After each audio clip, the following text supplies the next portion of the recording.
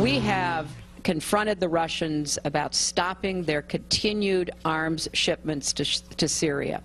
They have, from time to time, said that we shouldn't worry, everything they're shipping is unrelated to their actions internally. That's patently untrue. And we are concerned about the latest information we have that there are attack helicopters on the way from Russia to Syria, which will escalate the conflict quite dramatically. The conflict she's talking about in Syria as the killing continues there. Thousands now dead at the hands of President Bashar al-Assad, according to people on the ground. Also, there are concerns about Syria's chemical weapons, concerns in the U.S. intelligence community as well as the Israeli intelligence community. Let's bring in our panel about this. Steve Hayes, senior writer for the Weekly Standard. Juan Williams, columnist with The Hill, and syndicated columnist Charles Krauthammer. Charles, about Syria. Well, I thought what we heard from the Secretary of State was an admission of complete impotence on our part in dealing with the Russians. All she can do is complain.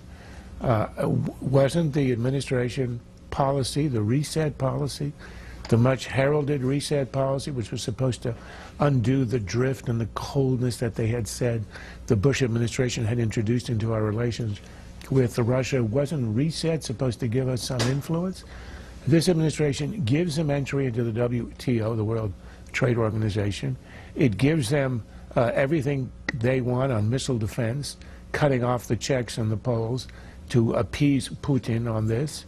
We give them everything they want on these issues, on an arms treaty, arms control, which the Russians had demanded we didn't even need. In return for what? Apparently it was supposed to be help on Iran. They've done nothing on Iran. In fact, they completed the nuclear reactor in Iran.